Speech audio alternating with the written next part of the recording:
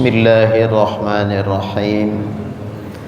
Assalamualaikum warahmatullahi wabarakatuh. Alhamdulillahilladzi an'amana bi ni'matil iman wal islam wa nawwara sudurana bil ma'rifati wal irfan.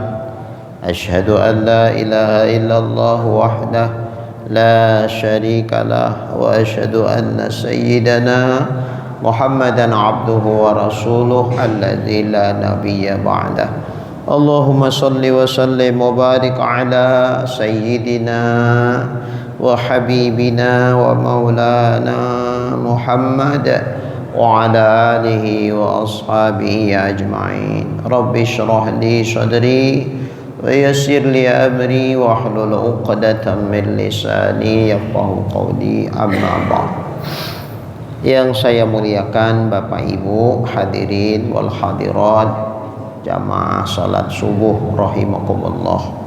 Puji dan syukur sama kita persembahkan kehadiran Allah.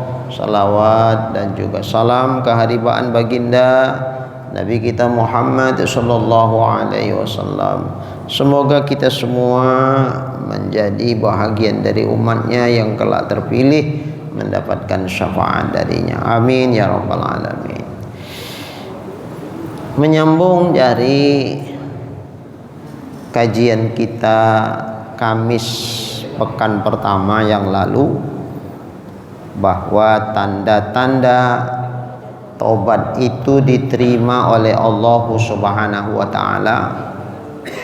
Yang kedua, wa yara fi qalbihil farha ghaiban ay ba'idan anhu wal husna syahidan ay hadiran indahu.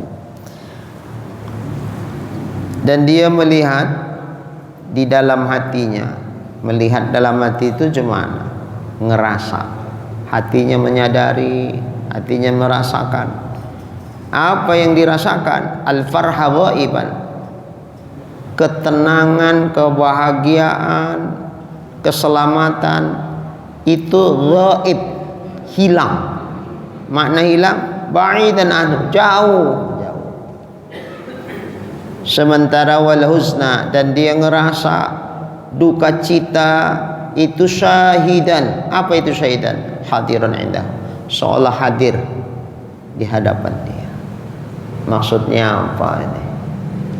Orang yang bertobat kepada Allah Subhanahu wa taala, ketika dia menyadari betapa banyak dosa yang telah dilakukannya, maka muqaddimah tobat itu memang harus ngingat-ngingat seberapa banyak dosa yang sudah dilakukan. Taubat itu tidak cuman mulutnya astaghfirullahalazim, bukan. Pakai muqaddimah dulu. Nuansa hati kita, pikiran kita tuh memang kita kondisikan betul untuk kita betul-betul menyatakan taubat kepada Allah. Kondisikan dulu batin kita. Cemana mulut kita mengatakan astaghfirullahaladzim, pikiran kita masih melayang tak kemana-mana. Cemana mau betul tuh? Allah tuh tahu isi hati kita. Innahu alimun bidzatis sudur. Allah maha tahu apa yang dalam hati manusia tuh. Lain di mulut, lain di hati, keliling ke kemana-mana. Macam mana Tuhan nak mengampuni dosanya? Macam mana Tuhan nak menerima tobatnya? Maka kondisikan dulu. Kita hadirkan dulu dalam ingatan kita. Seberapa yang ingat? Kayaknya nggak banyak juga yang tak ingat tuh.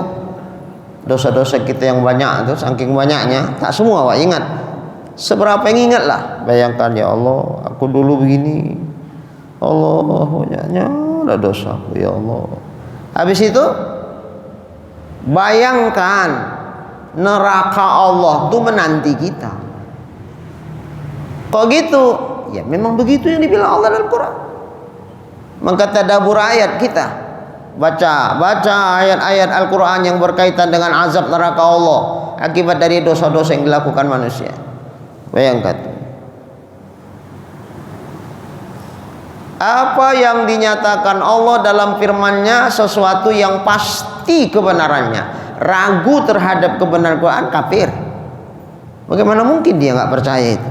Ya Allah. Kullama nadijat juludum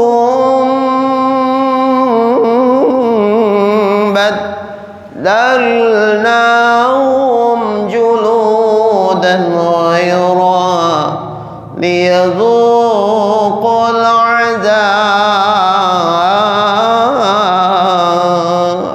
Tiap kali hancur kulit tubuh mereka karena panasnya, dahsyatnya neraka Allah tuh. Sementara tubuh dia yang lemah. Jangankan api neraka membakarnya, api dunia pun nggak sanggup kita menanggung rasa sakitnya. Itu dibayangkannya Allah. Kalau api dunia begitu membakar, gosong, mati, selesai. Berapa menit lah ngelupur-ngelupurnya. Tapi di sana tidak begitu dibikin Allah. Tubuh bisa hancur, tapi nggak mati-mati. Kematian itu cuma sekali di dunia. Setelah nanti dihidupkan pada hari kiamat, cerita kematian tidak ada. Yang ada penderitaan dan kebahagiaan. Yang di surga bahagia, yang di neraka menderita. Hancur tubuhnya karena panas neraka yang begitu sangat dahsyat, tubuhnya begitu lemah. Baddalnahum juludan ghayra. Kami ganti dengan kulit tubuh yang baru. Maksudnya apa? Dimunculkan balik sama Allah yang hancur tuh. Bakar lagi, hancur lagi, muncul lagi, bakar lagi, muncul lagi. Begitulah seterusnya. Seberapa lama ini? Sebanyak dosa yang dilakukannya. Allah, jujur kita, ada yang mampu di antara kita untuk menanggung resiko azab itu? Ini dosa udah pasti dibikin. Ancaman Allah pasti akan diberlakukannya. Oleh karena itu, ketika saat dia mengingat hal yang demikian, kebahagiaan itu ba'id dan anhu, jauh. Kalau sudah ingat ini, mobil mewah kita itu tidak menjadikan kita bahagia. Jangankan ini.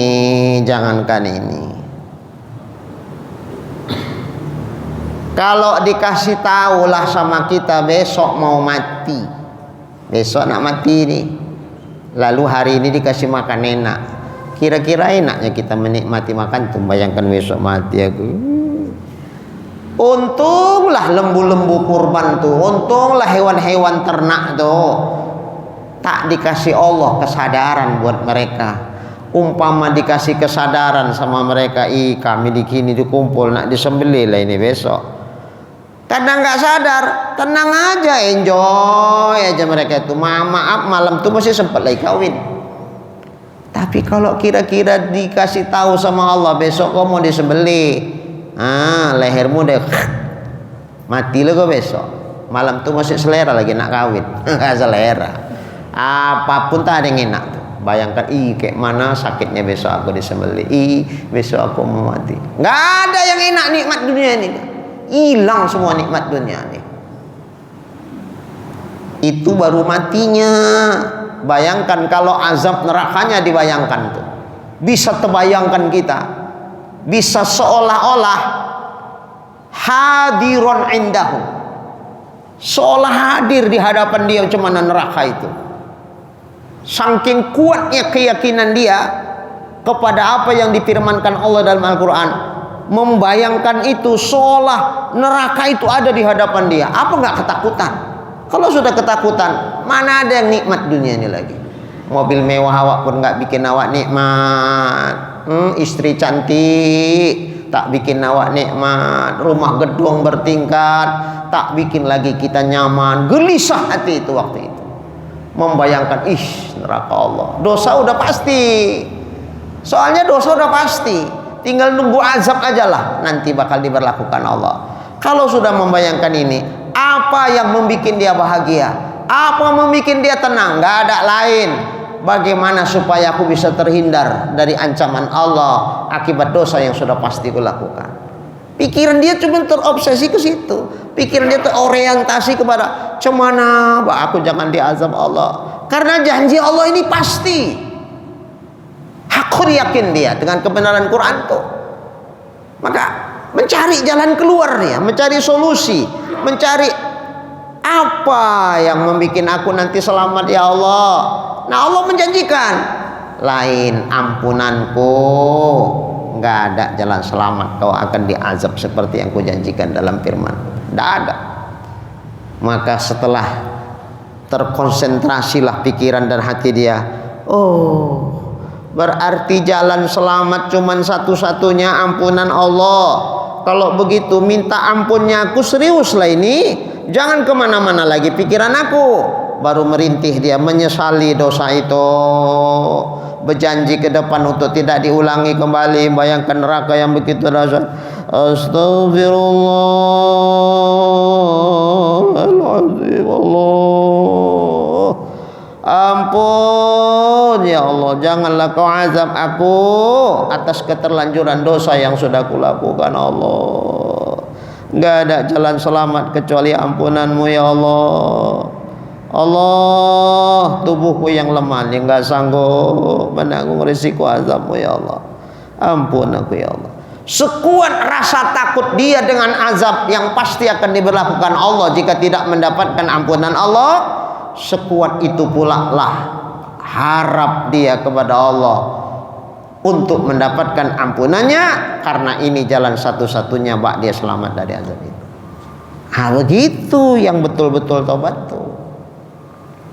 Kalau cuman istighfar belum, itu cuman di mulut. Nuansa batin itu sekarang kita tata sedemikian rupa. Itu baru betul tobatnya. Ini ciri-ciri. Kalau ada kayak gini di hati kita, ciri-ciri diterima tobat itu adalah itu. Orang-orang yang kafir, yang munafik, ketika ingat dengan dosanya, ia ngerasa dosa itu kayak lalat hinggap di batang hidungnya. Kapan dia mau lalat tuh terbang, tinggal nepis saja, pus, tus, terbang lalat tuh. Maksudnya apa? Enteng dia mandang dosanya. Gampang itu, terbang dah. Tapi orang-orang beriman, ketika ingat dengan dosanya, dia melihat dosanya itu macam gunung di atas kepalanya mau meletus. Sementara dia berada di lereng gunung tuh. Kalau lah meletus ini gunung, keluarlah lahar, dipastikan mati aku di bawah. Di kondisi yang seperti itu, bisakah dia tidur nyenyak di lereng gunung tuh? Karena gunung ini sudah mengeluarkan tanda-tanda mau meletus ini. Udah nampak tanda-tandanya. Dia di bawah lereng tuh. Kalau betul meletus keluar lahar pasti mati. Begitulah adatnya. Begitulah kira-kira membayangkannya. Bisakah mimpi indah malam tuh? Gak bisa. Bayangkan, jaga-jaga ya Allah. Kalau meletus nih kayak mana? Ya Allah. Gak nyaman dia di situ. Ketakutan dia kalau meletus pasti mati. Adatnya begitulah membuat dia gak tenang. Seperti itulah kira-kira kurang lebih orang beriman saat memandang dosanya. Dosa sudah kubikin. Kalau memandang janji Allah yang pasti, nerakalah sama aku ini ya Allah. Apa jalan selamat supaya aku jangan masuk neraka? Lain ampunan Allah nggak ada. Barulah tertunduk hatinya, merintih, bersimpuh, merendahkan dirinya kepada Allah serendah-rendahnya, berharap kepada Allah sebenar-benar harapnya, karena cuman itu jalan satu-satunya anak dia selamat. Tapi kan aku punya anak, sayang-sayang semua anakku. Anak tuh tak bisa menyelamatkan awak. Aku punya harta banyak, harta awak tuh tak bisa menyelamatkan kita. Maka Allah sebutkan dalam Quran, al-yawma la yanfa'u malun wala banun illa man atallah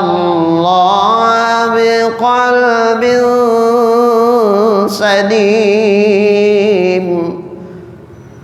Takuti kamulah satu hari nanti, yakni hari kiamat, di mana hartamu yang banyak tak bisa menyelamatkan engkau.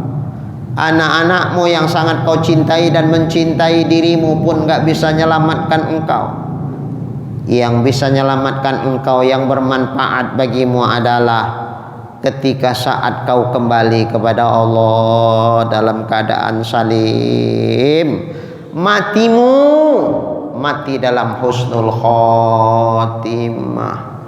Kalau tidak husnul khotimah matinya, inilah akan diperkarakan Allah.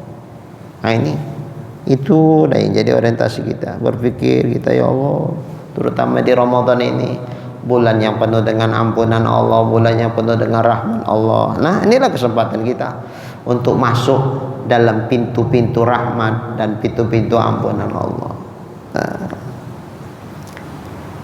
Lalu yang kedua, udah. Yang ketiga, yuqarribu ahlal khair wa yubaidu ala syarr. Tanda-tanda tobat diterima lagi, dia dekat sama orang-orang baik dan dia menjauhi orang-orang yang jahat. Setelah ia tobat, dia sadar sudah berjanji sama Tuhan, enggak lagi ya Allah, dalam hatinya udah bersih, tidak ada niatan sedikit lagi untuk terjerumus kepada dosa. Tapi dia pun paham dirinya bukan maksum dari dosa. Itu tanda yang pertama.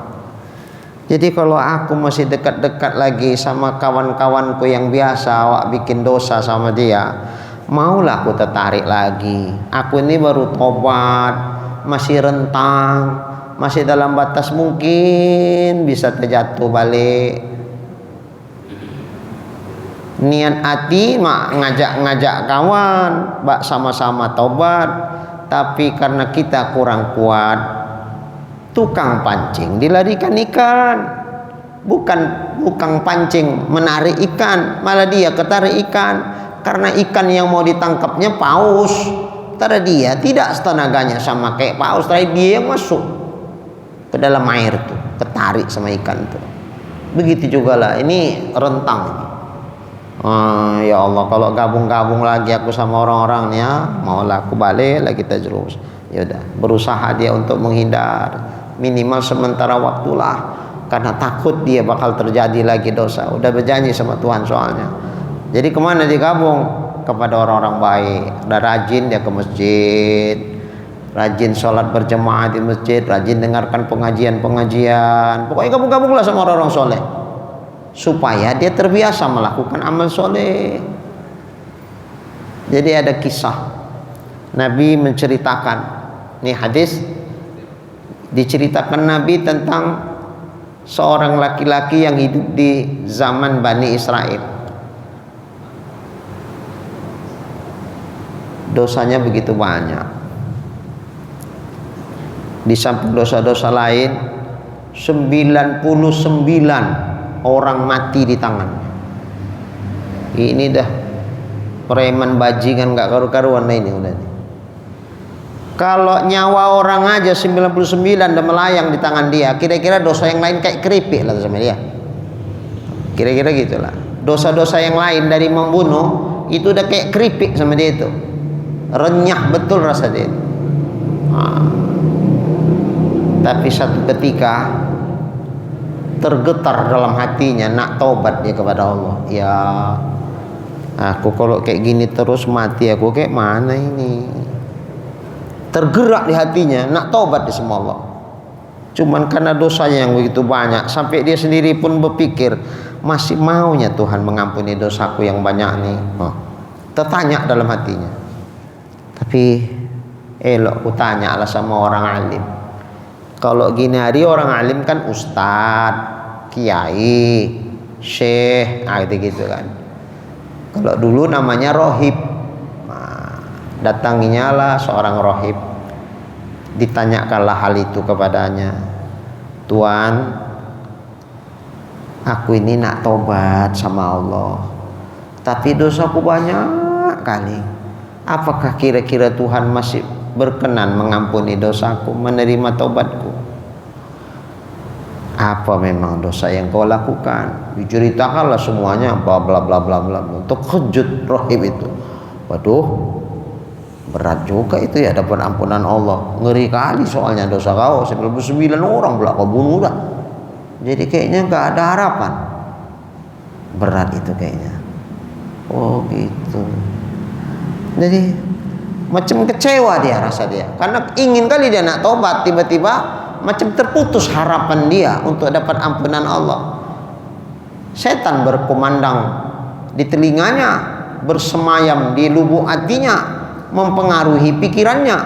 Udahlah, tanggung kau pala mandi basah sekalian, biar genep 100, lewatkan aja bapak nih kata.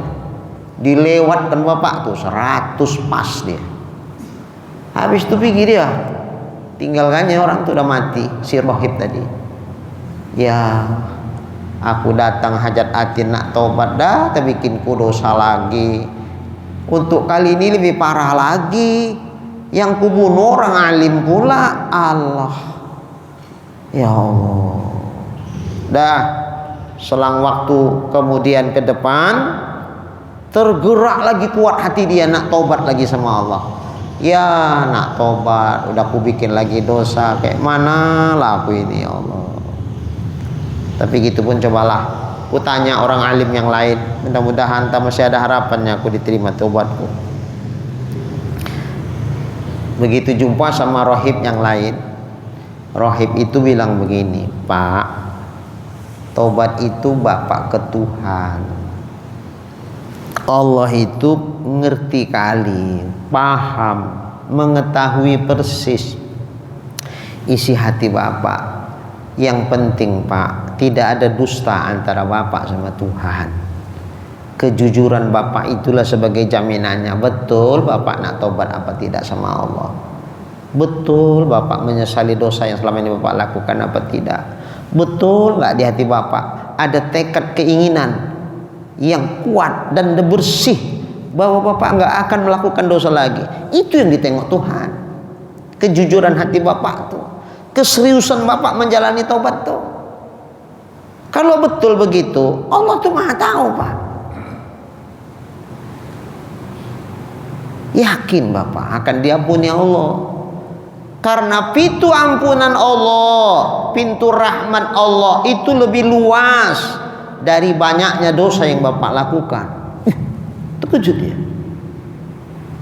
Berarti aku masih ada harapan untuk diampuni Allah. Kenapa tidak? Asal bapak jujur sama Tuhan. Oh iyalah kalau itu tobatlah aku katanya.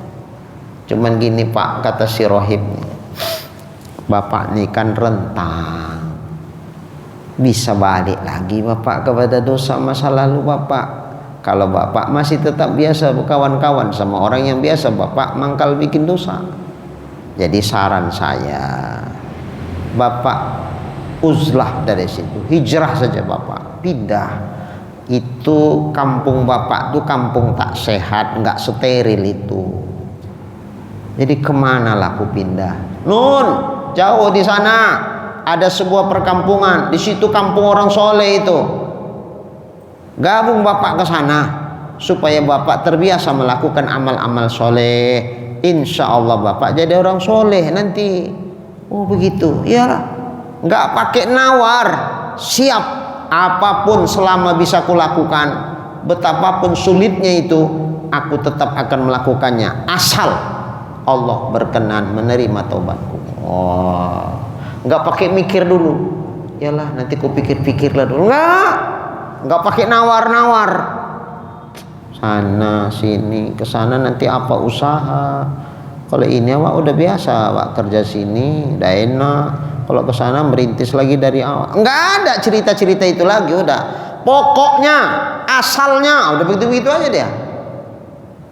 Pokoknya, asalnya Allah itu menerima tobatku apapun ku bikin selama aku mampu melakukannya. Betapapun sulit yang harus aku hadapi. Udah terlalu lama aku menikmati dosa nih. Kalau kemudian aku menjalani tobat dengan kesulitan-kesulitan, wajarlah. Karena udah terlama aku terendam dalam lembah maksiat tuh. Yang untuk bangkit dari kemaksiatan yang sudah melembah ke bawah, dia harus mendaki untuk menjalani tobat sehingga merasa kesulitan. Itu biasalah. Karena sudah lama aku menikmati dosa. Kalau aku merasakan kepahitan dalam tobat nih, wajarlah aku rasa. Jadi nggak apa-apa, tetap aku jalankan. Siap Pak Rohib. Ya, oke, silakan Bapak berangkat ke sana. Berangkat dia. Di tengah perjalanan ajal sampai, dicabut malaikat Israel nyawanya, lepas dari tubuhnya. Innalillah. Habis itu ruh ini dikemanain ini? Datang dua malaikat, malaikat rahmat sama malaikat azab. Kata malaikat azab, nih orang nih, ruh orang nih bagian aku, biar dikena azab dia. Kok gitu? Ya, dosa dia banyak kali. Kata malaikat rahmat, enggak, ini bagian aku. Dia udah menyatakan diri bertobat kepada Allah. Dia nak bikin amal soleh tuh, nak pindah ke kampung tuh. Ya kan dia baru rencana nak bikin soleh. Belum ada kesolehan yang dibikinnya, baru tobat, mau bikin amal soleh. Jadi dia bagian aku ini, karena sudah ada tobatnya, sudah berencana dia mau melakukan kesolehan di kampung itu. Jadi bagian aku, kata malaikat rahmat. Enggak, banyak kali dosanya dibandingkan kebaikannya, banyak dosanya. Enggak selesai. Hanya menajat kepada Tuhan, ya Allah, apa yang harus dilakukan kepada ruh orang ini? Allah mengilhamkan kepada malaikat, nah coba kalian ukur lah. Ukur mana lebih dekat ke kampung orang soleh itu yang mau ditujunya dari tempat yang biasa dia mangkal bikin maksiat dan dosa. Ini untuk menunjukkan keseriusan tekad dia yang betul-betul nak tobat. Ternyata diukur malaikat, tidak pula malaikat kayak kepling nak ngukur tanah, lama lah. Mau berapa meternya? Malaikat itu cepat kerjanya, rap. Ternyata beda tipis saja. Lebih dekat ke kampung orang soleh tuh cuman 1 hasta. 1 hasta tuh kurang lebih sekitar 50 cm, setengah meter, 1 langkah. Lebih dekat ke kampung orang soleh. Nah, kata Allah, kalau lebih dekat ke kampung orang soleh, dia bagian dari malaikat rahmat. Tapi kalau lebih dekat ke tempat biasa dia mangkal bikin maksiat dan dosa, itu bagian malaikat azab. Diukur ternyata bedanya cuma tipis sekali, 1 langkah. Akhirnya dia bagian malaikat rahmat. Nah, apa yang bisa kita pahami dari riwayat hadis yang disebutkan Nabi ini? Intinya bukan di soal mengukur, itu kan teknis lapangan saja itu. Intinya enggak di situ. Lalu di mana intinya?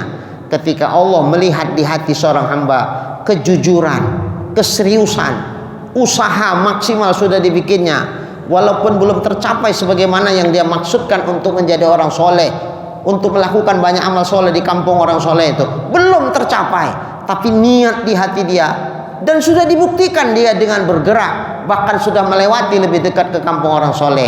Intinya di situ yang dinilai Allah Ta'ala. Maka kesiapan kita, keseriusan kita, kesungguhan hati kita, niat kuat, tekad yang betul nak bertobat kepada Allah, menyesali dosa sebenar-benar penyesalan, itu yang dipandang Allah.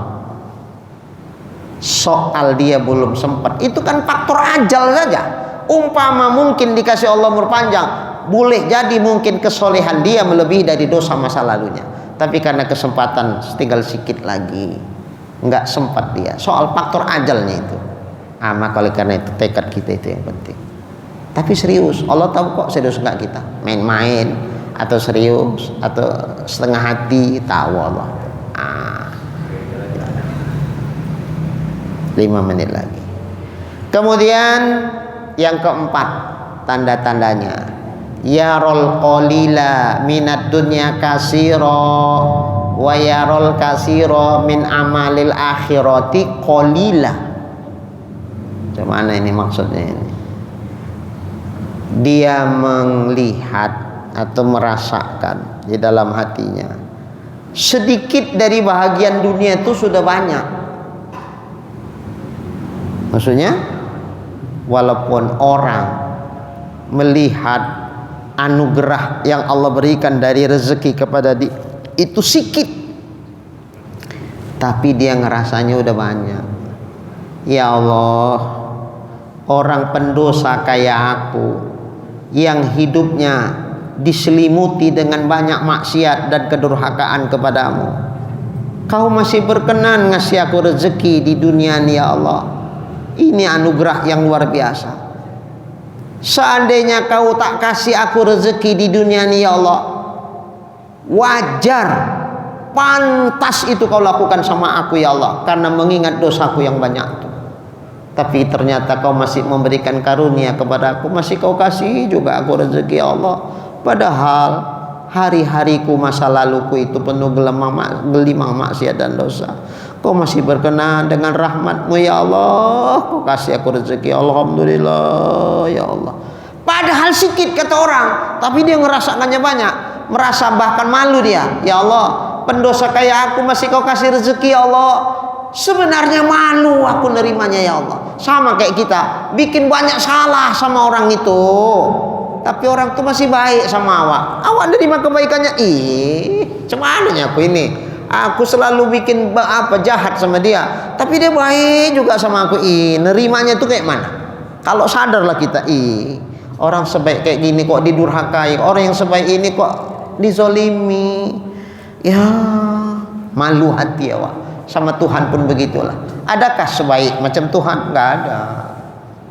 Maka dia merasa, inilah yang dalam Sayyidul Istighfar itu, abu'u laka bi ni'matika alayya wa abu'u bi dhanbi. Itu isinya itu. Aku mengaku ya Allah, betapa banyak nikmat yang sudah Kau berikan kepada aku ya Allah. Hari-hari yang ku jalani penuh dengan kenikmatan yang datang dari-Mu ya Allah. Saking banyak nikmat yang sudah Kau kasih ya Allah, aku nggak sanggup ngitungnya ya Allah. Sepantasnya dengan nikmat itu aku jadikan alat untuk aku dekat dengan-Mu, mensyukuri nikmat itu ya Allah. Tapi apa yang sebenarnya terjadi? Wa abu bidambi, aku pun mengakui ya Allah, ternyata dosaku banyak kali ya Allah. Harusnya nikmat itu ku jadikan alat aku untuk bersyukur kepadamu, tapi apa yang sebenarnya terjadi? Justru dengan nikmat itu aku durhakai Engkau ya Allah. Nikmat itu ku jadikan alat untuk maksiat kepadamu ya Allah. Kau kasih aku lidah, yang dengan lidah ini sogianya aku banyak membaca ayat-ayat suci-Mu. Dengan lidah ini seharusnya aku banyak berzikir kepadamu, tapi kenyataannya dengan lidah ini aku banyak melakukan dosa kepadamu ya Allah. Baru faghfirli Allah, atas semua itu ya Tuhan, ampuni aku ya Allah. Allah, ampun ya Allah. Fa innahu la yaghfiru dzunuba illa anta. Andai Engkau tak mengampuni dosaku ya Allah, ke siapa lagi aku minta ampun? Karena yang bisa mengampuni dosaku cuma Engkau ya Allah. Ampun aku ya. Baru mantap minta ampunnya itu. Kalau nggak macam gini, macam main-main awak istighfar tuh. Dipandangnya sikit daripada dunia tuh udah banyak disyukuri itu. Maka orang yang bertobat selalu bersyukur kepada Allah. Kalau tobat tapi masih banyak ngeluh atas rezeki yang diberikan Allah, ini belum betul tobatnya. Disyukuri, masih pantaslah Allah ngasih kayak begini sama aku.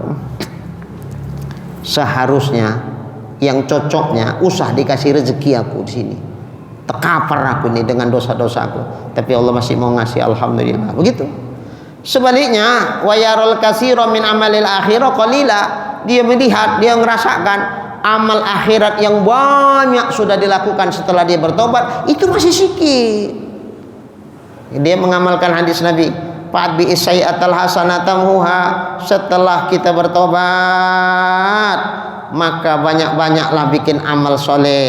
Mudah-mudahan amal soleh kita hari ini setelah bertobat akan menghapuskan dosa-dosa masa lalu. Maka setelah bertobat nggak ada dia santai-santai. Orang yang tobat tuh nggak ada yang santai, nggak ada yang enjoy. Disibukkan dia dengan amal-amal soleh untuk mengimbangi dosa masa lalu. Semakin dia melihat dosa masa lalu dia begitu banyak, maka sebanyak itu bahkan lebih dari itu dia sibuk dengan amal-amal soleh. Dia takut nanti waktu ditimbang Allah pada hari kiamat, kalau ternyata dosanya lebih berat daripada amal solehnya. Karena takut itu, karena kalau seperti yang dinyatakan Allah, fa amma man saqulat mawazinu fa huwa fi 'ishatin radiyah wa amma man khaffat mawazinu fa huwa hawiyah. Kalau ringan timbangan kebaikannya, neraka tempatnya.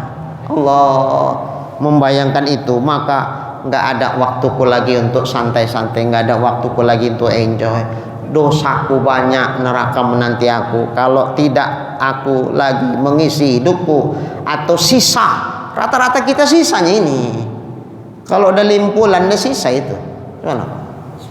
Umur Nabi 63. Kalau ikut-ikut Nabi lawak 50, berarti 13 tahun. Berarti yang sudah kita lewati berapa? 13, 50. 50 sama 13 sisanya itu kan sisa itu lagi tuh. Itu kalau 63, 50 gini hari lah. Kalau 51 setahun lagi. Ya Allah, nggak ada waktuku lagi. Maka banyak dia melakukan amal saleh. Ditengok orang lah dia, ya bapak nih sejak tobat, masya Allah, ibadahnya subhanallah. Itu kata orang, itu penampakan orang. Kalau batin dia ngerasa enggak lah. Amal yang kulakukan ini dibandingkan dosa masa lalu ini belum apa-apa ini. Banyakan lagi dosaku, aku yang tahu tentang diriku. Kalian kan nggak tahu. Yang kalian tengok kan lahirku aja, batinku kayak mana, di dalam hatiku macam mana, dosa-dosa batinku di mana tahu kalian. Ada lagi dosa yang kusembunyikan, yang aku malu kalau aku ceritakan sama orang lain. Itu aku lah yang tahu. Kalian nengokkan sisi baikku, sisi masa laluku, dibandingkan sisi baikku kalian tengok lebih banyak baikku. Itu kata klien. Kalau kataku yang kupahami, yang kurasakan, enggak. Iya Allah, dosaku lebih banyak lagi daripada kebaikanku. Nah, orang yang taubat tuh ngerasanya begitu. Bukan kalau ada taubat yang ngerasa udah jadi orang soleh, udah baik aku nih, udah begini. Belum betul itu taubatnya. Itu pertanda belum diterima Allah. Orang yang taubatnya diterima Allah, dia ngerasa sebanyak apapun amal yang dilakukannya, dia masih ngerasa dosanya lebih banyak daripada amalnya, sehingga masih tetap dia istiqomah dalam amal itu, nggak ngentengkan dirinya, enggak. Nah, seginilah dulu kajian kita pada pertemuan subuh hari ini, semoga bermanfaat. Enggak 10 menit Pak, 7 menit kayaknya Pak.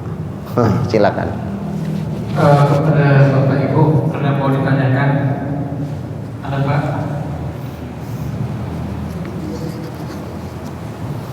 Tolong Pak.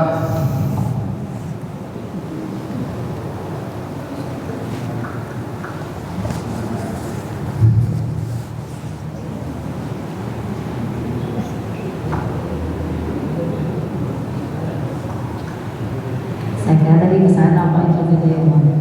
Oke, itu jangan nampak. Assalamualaikum warahmatullahi wabarakatuh.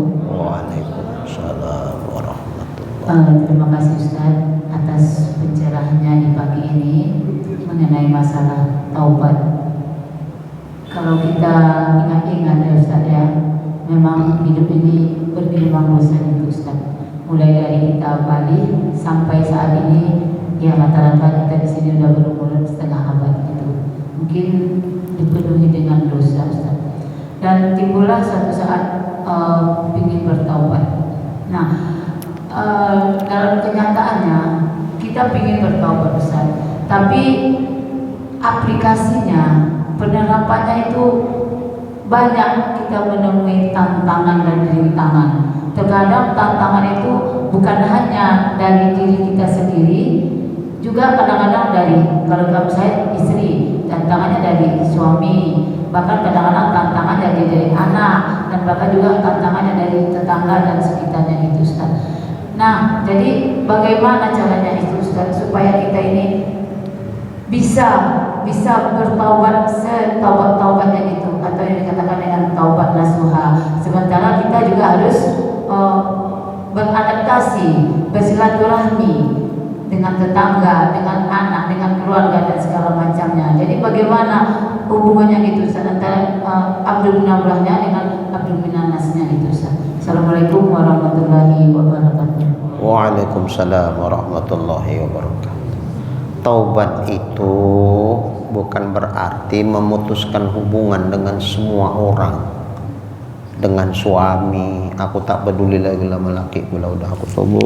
Enggaklah begitu pula taubat. Memutuskan hubungan sama anak, usah kalian ganggu-ganggu mak ya, mak nak tobat, tak besok mama mati. Ini mama mau konsentrasi ya, usah kalian mak.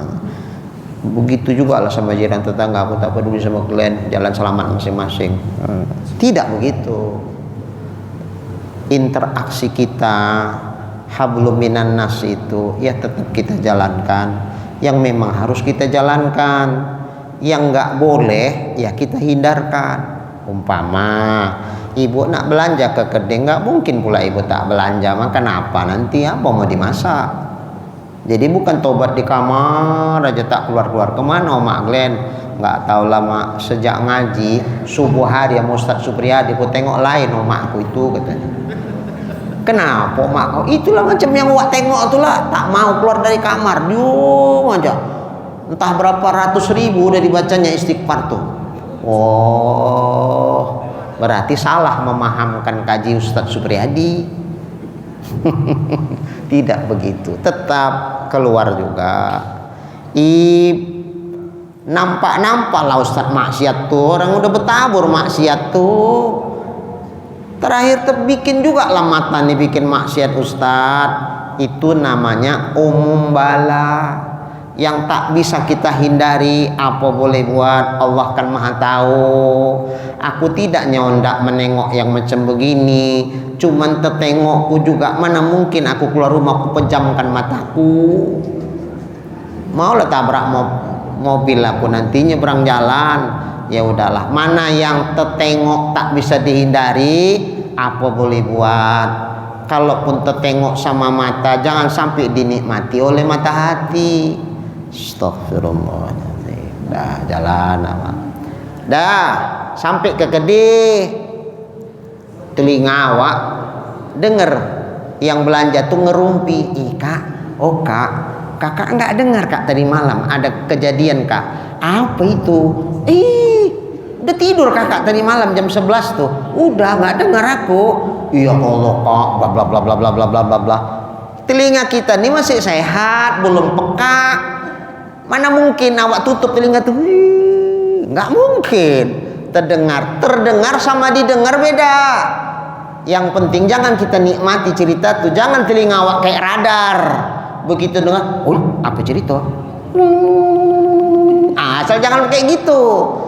Yang terdengar tak terhindarkan lagi karena telinga kita masih bagus dibikin Allah Ta'ala. Mudah-mudahan dimaafkan Allah. Asal jangan kita menikmati cerita-cerita orang. Jangan lagi di dalam ini. Pantas. Memang dia tak mau bercakap, cuman hatinya menikmati. Pantas lah. Gini kok gini. Nah, gitu telinga, hatinya begitu. Asal jangan gitulah. Perkara terdengar yang tak bisa dihindari, udah insya Allah dimaafkan Allah Ta'ala.